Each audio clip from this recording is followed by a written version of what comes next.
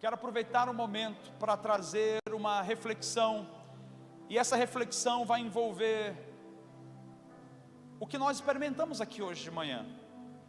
À noite estará sendo gravada a mensagem, o Evangelho do Reino. Então você pode assistir depois. Mas agora eu quero aproveitar o que nós experimentamos aqui, vivemos aqui, e deixar uma lição. A primeira lição que eu quero trazer para nós é que Jesus disse no Evangelho de João, capítulo 14, versículo 6: eu sou o caminho, a verdade e a vida. E aquele que quer ir até o Pai, então precisa passar por Jesus. Todos aqueles que querem ter um encontro com Deus, precisa ter um encontro com Jesus. O Rafa teve um encontro com Jesus, e o encontro que o Rafa teve não foi qualquer encontro, foi um encontro verdadeiro, foi um encontro genuíno. Como assim um encontro verdadeiro e genuíno? Porque quando Jesus encontrava alguém, ele não julgava.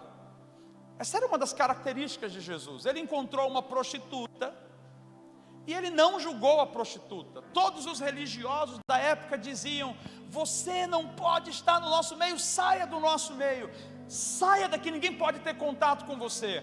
Jesus se aproximou daquela mulher e ele a perdoou dos seus pecados.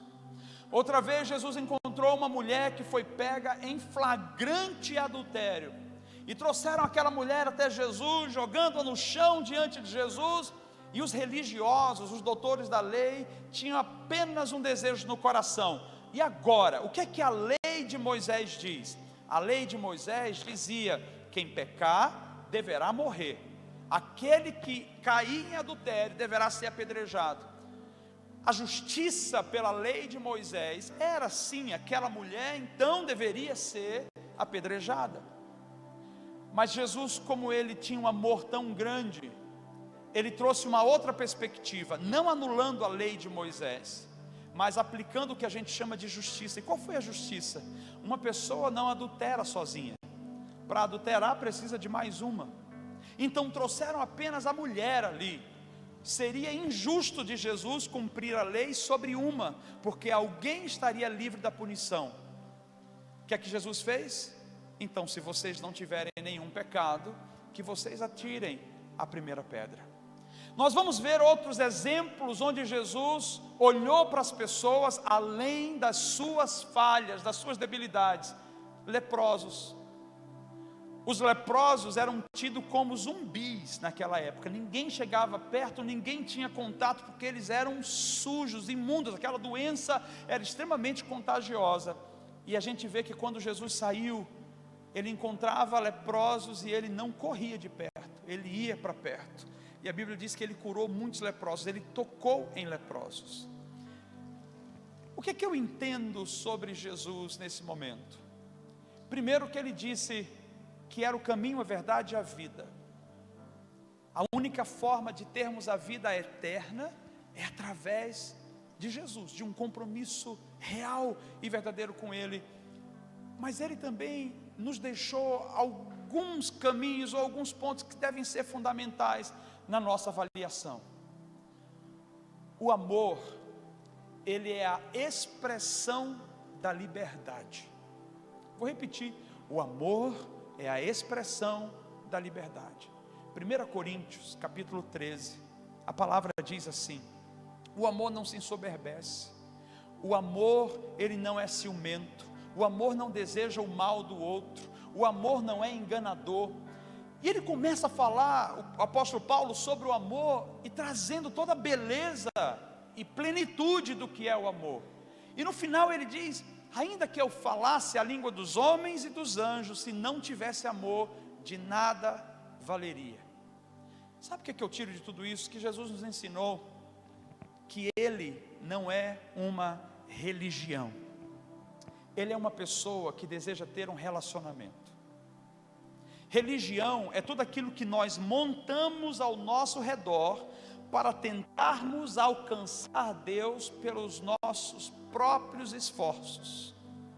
E o apóstolo Paulo fala que não é pelas nossas obras, a graça nos alcança, isso é, a vida eterna nos alcança, não porque a gente fez por merecer, mas porque Jesus nos amou de tal maneira, que Ele nos encontrou, como muitas vezes um prostituto, uma prostituta, no caso que eu falei para vocês, muitas vezes como um adúltero, uma adúltera, muitas vezes como um leproso ou uma leprosa, ou até mesmo naquele cenário, daquele ladrão que estava do lado dele, no último momento, e ainda assim, ele disse: ainda hoje estarás comigo no paraíso. Jesus não veio para mostrar para nós o quão ruim nós somos, Ele não veio mostrar para você quantos defeitos você tem, Ele veio para salvar você, Ele veio para dar vida a você, e vida em abundância. Essa vida que ela destoa, ou ela está longe do que a gente fala que é religião. Pastor, mas você está dentro de uma igreja, isso não é religião. A gente precisa montar isso aqui tudo para poder estar juntos. Só que Jesus é muito mais do que isso. É muito mais do que um conjunto de regras. É muito mais do que faça isso, não faça isso. O que é Jesus? A palavra é bem clara quando fala sobre Jesus, que Ele é o caminho, a verdade e a vida. O que significa isso? O caminho é o processo de andar e de passar. Então, para eu conhecer Jesus, não é apenas um primeiro encontro, é uma vida inteira. Para o Rafa, que tinha um desejo de conhecer a Jesus e conhecer o céu, ele começou a jornada aqui, mas agora ele está conhecendo o Senhor como Ele é. Então é um caminho, e um caminho que não vai ter fim, porque Jesus é um caminho pleno e eterno, e Ele está dizendo: todos aqueles que querem ir para a eternidade precisam passar por esse caminho. Uma outra coisa que Ele diz é que Ele é a verdade, e a verdade é a única coisa que anula mentira. Se Ele é a verdade, Jesus está dizendo que Ele é a verdade, tudo o que Ele fala para você gera vida, gera libertação, gera restauração, gera cura. Isso é o que Jesus é e o que Jesus faz. Mas Ele nos aponta, por um outro lado, que existe um inimigo que luta contra mim e contra você todos os dias, e esse é o pai da mentira, o próprio diabo. E qual é o objetivo da mentira? Destoar quem você é, anular a sua identidade. Mas eu gostaria de dizer para você, é por isso que Jesus encontrou os adúlteros, os ladrões, as prostitutas, os leprosos, e Ele nunca falou: veja quão leproso você é, veja como adúltero você é, veja como você está se prostituindo. Em nenhum momento Ele fez isso. O que Ele fez? Ele ressaltou quem a pessoa era aos olhos de Deus. Então, quando Ele levantava o perdido, Ele estava dizendo: veja quem você é amado, você é escolhido, você tem um lugar comigo, eu amo você. Essa era a visão de Jesus sobre as pessoas, e é essa verdade que nós precisamos ressaltar. E onde está essa verdade? Essa verdade está na palavra. Toda a revelação de Deus acerca de quem nós somos está aqui. Às vezes os nossos próprios pais, ou eu como pai, posso esquecer por um dado momento e olhar para o meu filho e imputar sobre ele, ou colocar sobre ele algo que não é uma verdade de Deus. Menino, você é muito lento, menino. Eu posso falar coisas assim, mas eu preciso ensiná-lo para que ele entenda: isso é o meu defeito, pai. Quem que eu sou em Deus? Você é inteligente, você é sábio, você é curado, você é sarado, você é forte. Veja, até nós que somos pais e que queremos o melhor dos nossos filhos, às vezes erramos. Mas Jesus estava dizendo: a minha verdade, ela é sempre plena, e essa verdade aqui nunca vai falar para você algo que seja diferente do que está na mente de Deus. Em outras palavras, a Bíblia nunca compactua com as mentiras do diabo sobre a sua ou sobre a minha vida. Se você puder, agora, fala para você, mas em voz alta, diz assim: eu sou amado de Deus. Deus tem um plano na minha vida. Ele me escolheu, e eu sou muito mais do que os meus defeitos. É exatamente isso que você é. A grande pergunta agora, que às vezes pessoas vêm para Jesus esperando que a Bíblia se abra e diga: agora você vai ter que fazer isso, isso e isso. Mas eu quero falar para vocês como que Jesus fazia com as pessoas que vinham com Ele. Havia um processo. O primeiro processo, Ele convidava. Nós lemos hoje no Salmo 95: quando ouvires a voz do Senhor falando com você, não endureça o vosso coração. Quando Jesus chamava as pessoas, elas tinham a escolha de dizer: eu quero ir. Por quê? Porque o amor é a expressão da liberdade. O amor não obriga, o amor não controla. Nós precisamos escolher o que queremos. Muitas vezes, como religião, a gente quer forçar as pessoas: vem, você tem que vir, você tem que vir. E Jesus está dizendo: não, se você não tiver prazer em me conhecer, não precisa vir. Fique tranquilo, porque o amor é a expressão da liberdade. Para a gente saber que alguém nos ama de verdade, ela nos deixa livre para que a gente seja quem nós somos. Não estou falando que a gente não deva conversar, mostrar o que precisa ser alinhado, não é isso. Eu estou falando, mas as pessoas precisam entender que amar a Jesus, ter um relacionamento com Ele, é uma decisão minha, não é porque alguém me controlou. Então Ele convidava as pessoas. A segunda coisa que Ele fazia quando Ele convidava, Ele vivia junto com elas.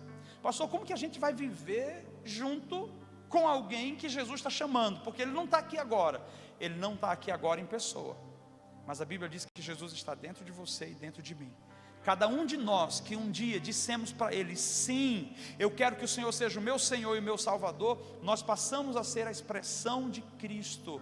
Então nós podemos sim, hoje, expressar para outras pessoas e caminhar junto com elas, tendo um relacionamento com Jesus. Por quê? Porque viver com Deus não é sobre ir ao domingo na igreja.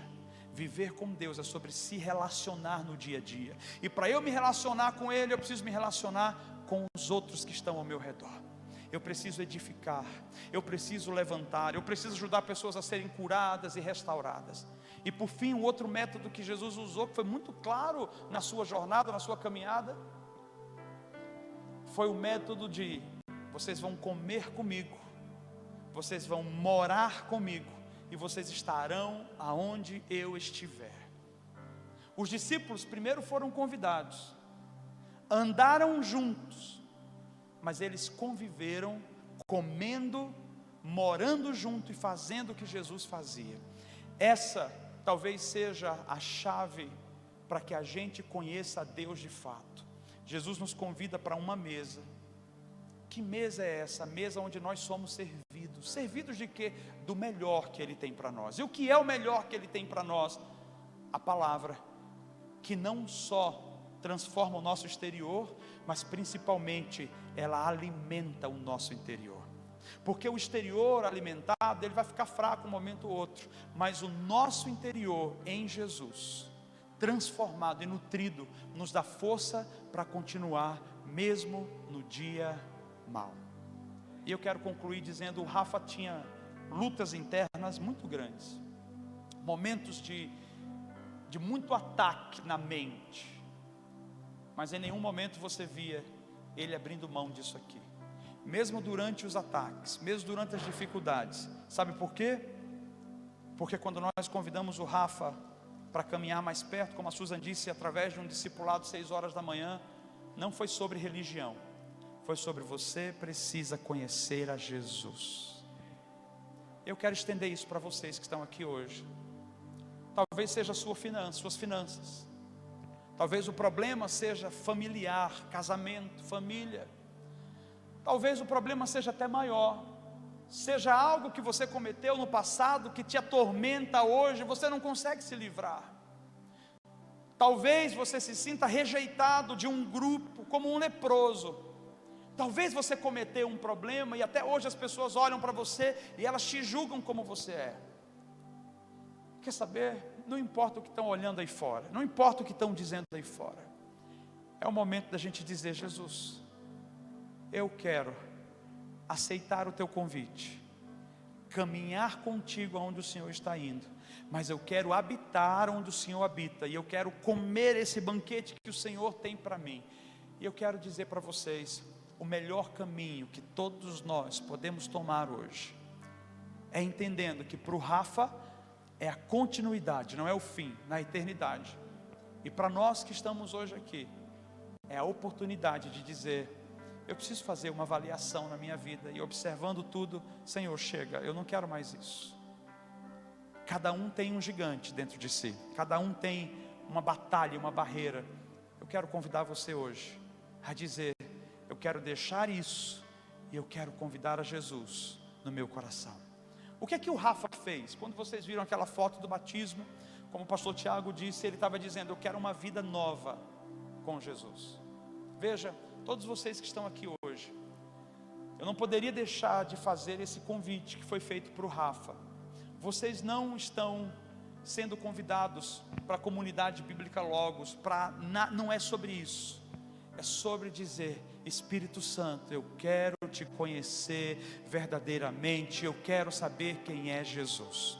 Porque depois que passa a linha da vida, e todos nós vamos chegar lá, todos nós estamos caminhando para esse momento. Quase morri no Covid, poderia ter morrido. Tiago perguntou para mim: rapaz, como é que foi? Eu falei: Tiago, foi difícil, mas eu estava preparado. Se eu tivesse de morrer, eu sabia para onde eu ia. E todos nós temos que ter essa consciência: para onde vamos depois daqui? Onde passaremos a nossa eternidade? Nós só podemos tomar essa decisão agora, enquanto estamos vivos. Eu vou pedir o pessoal do louvor para vir aqui. Você vai baixar sua cabeça agora onde você está. O Rafa seguiu alguns passos em Jesus, que ele entendeu e a palavra fala. O primeiro passo é receber a Jesus como seu Senhor e Salvador. Veja, Salvador é aquele que nos tira de um caminho de morte, de um caminho de treva, que nos leva para um caminho de luz. Esse é o Salvador, ele nos tirou da morte. Mas o Senhor é aquele que deseja governar as nossas vidas. E o governo de Jesus é um governo de paz. O governo de Jesus é um governo de justiça. O governo de Jesus é um governo de restauração. Nós precisamos então dizer: Senhor, seja o meu Salvador, mas também seja o meu Senhor. Deixa Ele cuidar de você, deixa Ele orientar você, deixa Ele falar com você, ajudar você a vencer as suas dificuldades. Deixe Ele ajudar você a romper, porque às vezes o que está dando errado não é porque nós fomos amaldiçoados, alguém jogou alguma coisa contra nós. Às vezes o que está dando errado é porque nós estamos assumindo o controle da nossa própria vida. E Jesus está dizendo: deixa eu te ajudar como fazer isso, deixa eu te ensinar como fazer.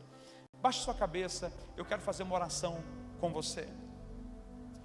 Eu gostaria que todos que ouviram essa mensagem, todos que estão aqui nesse momento, faça comigo em voz alta essa oração.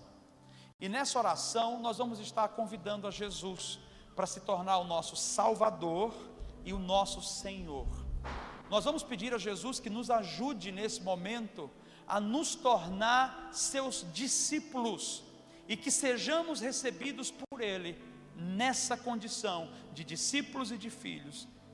Repita comigo, diga assim: Senhor Jesus, eu reconheço em meu coração que tenho defeitos, que tenho problemas, que tenho lutas, e reconheço que sou pecador. Eu quero te pedir, perdoe os meus pecados, venha remir a minha história, tire a maldição e me abençoe. Eu confesso com a minha boca que tu és Jesus, o Filho de Deus, e acredito no meu coração que tu tens o melhor para mim. Prepara um lugar na eternidade para que eu possa habitar contigo para sempre. Recebe-me como filho, pois nesse momento eu te aceito como meu Pai. em nome de Jesus. Amém, amém e amém. Se você fez essa oração pela primeira vez e você tem convicção dizendo: é isso que eu quero. Lembrando, nós não estamos falando sobre religião, nós estamos falando sobre Jesus. Como que vai acontecer? Você só precisa dizer: eu fiz pela primeira vez dessa forma e é isso que eu quero ter uma experiência com Jesus. Quando você levantar a sua mão, o próprio Senhor vai estar dizendo: ali, ali, ali. O Espírito Santo vai vir e Ele vai fazer a obra que tem que ser feita. Então eu quero perguntar: quem fez essa oração pela primeira vez na sua vida e gostaria de dizer: Senhor, seja de fato o meu Salvador e o meu Senhor, ajude-me na minha jornada. Levante uma das suas mãos e nós queremos celebrar a Jesus junto com você. Deus abençoe, Deus abençoe, Deus abençoe, Deus abençoe, Deus abençoe, Deus abençoe. Deixa só, pode baixar a mão, deixa eu orar por vocês, em nome de Jesus. Senhor, esses que levantaram a mão, especificamente dizendo que querem o teu pastoreio sobre a vida deles, Espírito Santo, conduza os seus passos. E ao longo da sua trajetória e jornada, que o Senhor os ajude a conhecer a Jesus, e que ao conhecer Jesus, eles se conheçam também como o Pai os vê. Derrama agora um batismo de amor sobre a vida de cada um desses, e que eles possam ter experiências profundas que eles nunca imaginaram, em nome de Jesus, em nome de Jesus, em nome de Jesus. Deixa eu te falar, antes da gente celebrar e aplaudir o Senhor, você que levantou a mão e que disse: eu quero isso, nós podemos fazer com vocês que conheceram o Rafa, com vocês que estão aqui na igreja, vindo hoje. Nós podemos ser esse amparo familiar para ajudar vocês a conhecerem mais sobre Deus. Nós temos pessoas aqui que gostariam de caminhar junto com vocês e ajudá-los nisso tudo. Então o pastor Silas está ali atrás e ele vai fazer todo esse papel. Ao final, Silas abraça, aborda. Você que levantou a mão, você vai procurar o pastor Silas, vai ficar bem aqui no final, que nós queremos te dar uma lembrança, nós queremos falar com você. Tá bom, Silas? Já falo com vocês então. E nós vamos celebrar ao Senhor, porque quando a gente faz essa oração e alguém fala: sim, Senhor, eu quero, a Bíblia diz que existe alegria nos céus. Vir para Jesus é sobre reconhecer: eu sou fraco, sou pecador, mas o Senhor me resgatou na cruz do Calvário. Nós vamos finalizar esse culto agora, adorando essa canção, falando sobre esse Deus que é Deus de milagre. Fica de pé junto conosco, aleluia. Vamos celebrar, coloque a mão no seu coração se assim você desejar, feche os seus olhos, fale com Deus.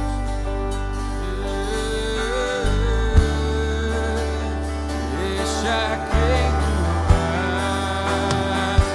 Meu Deus é um Deus de milagres, Deus de promessas, caminho no deserto, luz na escuridão. Meu Deus, esse é quem tu és. Meu Deus é um Deus de milagres, Deus de promessas, caminho no deserto, luz na escuridão. Meu Deus, esse é quem tu és. Meu Deus é um Deus de milagres, Deus de promessas, caminho no deserto, luz na escuridão. Meu Deus, esse é quem tu és. Esse é quem tu és. Esse é quem tu és. Esse é quem tu és. Esse é quem tu és. Esse é quem tu és. Esse é quem tu és. Esse é quem tu és. Esse é quem tu és. Jesus, meu Deus é um Deus de milagres, Deus de promessas, caminho no deserto, luz na escuridão. Meu Deus, esse é quem tu és. Meu Deus é um Deus de milagres, Deus de promessas, caminho no deserto, luz na escuridão. Meu Deus, esse é quem tu és. Coloque a sua mão na posição de receber. Nós queremos abençoar a sua vida para uma semana de vitória. Muito obrigado você que veio, você que está em casa, que nos assistiu. Deus abençoe você. Foi um tempo muito especial estar contigo aqui.